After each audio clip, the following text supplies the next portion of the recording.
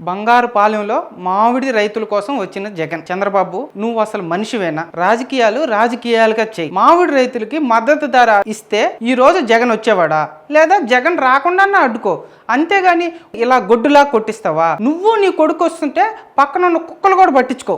జగన్కి జనం వస్తున్నారని నీకు అంత కడుపుమంట. చంద్రబాబు పోలీసులు అడ్డు పెట్టుకొని ఎలా లాఠీలతో తలలు పగలగొట్టించారో చూడండి. జగన్ వస్తున్నానంటే అబ్బా కొడుకులకి ఇద్దరికి గుండెల్లో వణుకు పుడుతుంది. పర్మిషన్లు ఇవ్వరు, లేనిపోని రూల్స్ పెట్టిస్తారు. మొన్న కూడా ఇలాగే సింగయ్య అంబులెన్స్లో ఎక్కేదాకా బాగున్నాడు. ఆ తర్వాత ఏం చేశాడో చంద్రబాబుకే తెలియాలి. జగన్ వస్తున్నాడంటే ఎంతమంది వస్తారో నీకు తెలియదా చంద్రబాబు? పోలీసుల చేత ప్రెస్ మీట్ పెట్టిస్తావు. హెలికాప్టర్ దగ్గర 30 మందే ఉండాలంటావు. జగన్తో కూడా రైతులతో కూడా 500 మందిలే రావాలంటారు. 14 చెక్ పోస్టులు పెట్టిస్తావు. ఎవడన్నా వస్తే వాడి మీద రౌడీ షీట్లు ఓపెన్ చేపిస్తా అంటున్నావు.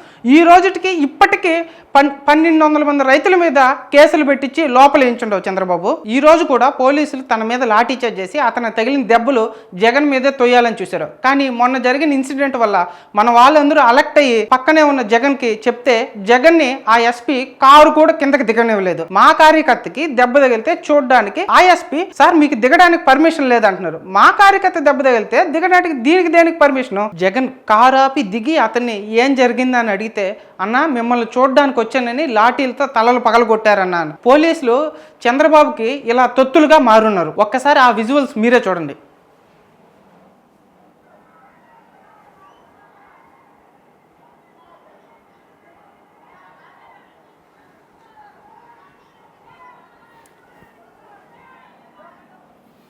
చూడండి, ఆ ఎస్పీ సార్ మీరు దిగడానికి పర్మిషన్ లేదు అని జగన్ ఎలా అడ్డుకుంటున్నాడో.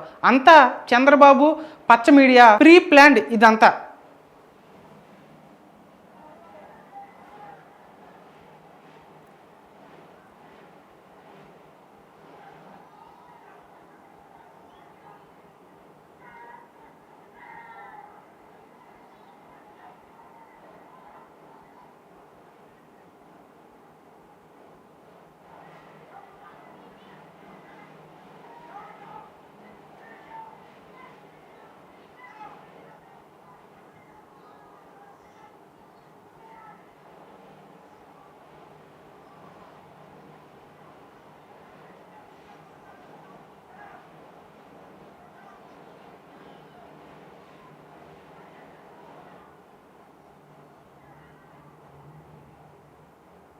చంద్రబాబు, ఈరోజు జరిగిన సంఘటన గురించి నీకు ఒకటి చెప్పాలనుకుంటున్నా చంద్రబాబు. నువ్వు ఇలాంటి చిల్లర రాజకీయాలు మానుకో.